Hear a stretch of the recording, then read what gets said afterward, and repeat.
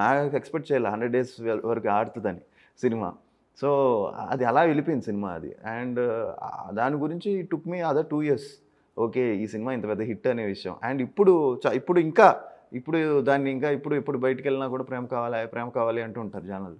So okay. ఇది it's a huge film. అది టీవీలో కూడా చాలామంది చూసి అది అలవాటైపోయి అవంతా. So I didn't new how but I enjoyed the whole process.